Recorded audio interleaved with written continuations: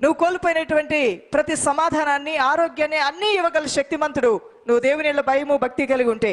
Ruth భర్తను కోల్పోయిందన్న మాటే గాని ఆమె దేవుని యెడల భయభక్తులు కలిగి ఉండటం వలన ఆమె కోల్పోయిన ప్రతి దాన్ని కూడా ఆ మోడుబారిన జీవితాన్ని దేవుడు చిగురింపజేసి ఆస్వాదించినట్లుగా రూతు గ్రంథం 1:16 రూతు దేవుని యెడల భయభక్తులు కలిగి తన జీవితంలో ఎంతో ఖ్యాతిని, ఘనతను, ఈవెన్ యేసు ప్రభువారు రావాల్సినటువంటి ఆ తరానికి ఆమె ద్వారా వచ్చే విధంగా గొప్ప ధన్యత, యోగ్యత కలిగిన స్త్రీగా ఉన్నది. న్యాయాధిపతుల గ్రంథం 11:36 యెఫ్తా కుమార్తె ఆమె ఎంతో సమర్పణ కలిగి తన తండ్రి చేసిన మొక్కుబడికి లోబడి తన జీవితాన్ని త్యాగం చేసినది. ఎస్తేరు 4:16 ఉపవాసం ఉండి స్వజనుల కొరకు ప్రార్థించి దేవుని యొక్క కటాక్షముతో తన ప్రజలను కాపాడుకున్నటువంటి ఎస్తేరు వంటి పట్టుదల కలిగి ఉండాలి. మార్కు సువార్త 16:1 మగ్దలైన మరియ పాత రోత జీవితాన్ని స్వస్థ చెప్పి క్రీస్తులో నూతన సృష్టిగా మారి మరన్నడూ కూడా తన పాత జీవితంలో లోకాసుల వైపు ఎన్నడూ తిరిగి చూడకుండా ముందుకే సాగిపోయి ఎంతో మాదిరిని మన ముందు కనబరుస్తున్నటువంటి స్త్రీగా ఉన్నది. లూకా సువార్త 1:38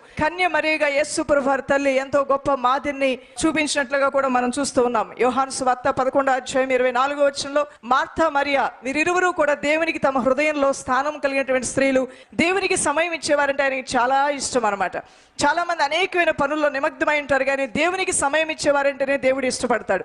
ఈ రోజున మీరు సమయం ఇచ్చి దేవుని సందుకు వచ్చారు, మిమ్మల్ని దేవుడు ఎంతో ప్రేమిస్తున్నాడు. దేవునికి సమయం ఇచ్చి దేవుని పాదాల దగ్గర కూర్చున్నటువంటి మరియనే దేవుడు ఉత్తమమైన దాన్ని ఎన్నుకున్నామని చెప్పాడు. కానీ మార్తను అనేక పనుల్లో నిమగ్నమై ఉన్నామని ప్రభు వాక్యంలో రాయబడి ఉంది. మొదటి సమూయేలు గ్రంథం 1:15 కన్నీటితో దైవసంలో ప్రార్థించి గర్భఫలాన్ని పొందుకున్నటువంటి తల్లి హన్నా ఒక గొప్ప మాదిరి మన మధ్యలో ఉన్నది. ఫెనిన్నా ఆమెను ఎంత బాధపడుతూ ఉన్నప్పటికీ కూడా ఆమె వెళ్లి దేవుని సన్నిధిలోనే తన వ్యాజ్యాన్ని తెలియజేసింది. ఇక్కడ ఫెనిన్నా హన్నాని బాధపడుతున్నప్పుడు చావాలనుకోలేదు. చావు జీవితానికి ముగింపు అనేదే కానే కాదు, చనిపోవాలనుకోలేదు. ఈ సమస్య పరిష్కారం ఎక్కడ దొరుకుతుందో అక్కడికి వెళ్తేనే నా జీవితం మేలుతో నింపబడుతుందని ఆమె యెహోవా సన్నిధికి వెళ్లి ఆయన సన్నిధిలో మోకరించి కన్నీరు కార్చి ప్రార్థన చేయగా ఆమె దుఃఖమును దేవుడు ఆనందంగా మార్చినటువంటి అటువంటి స్త్రీలని ఈ రోజు ఆనందాన్ని నువ్వు కోల్పోయినటువంటి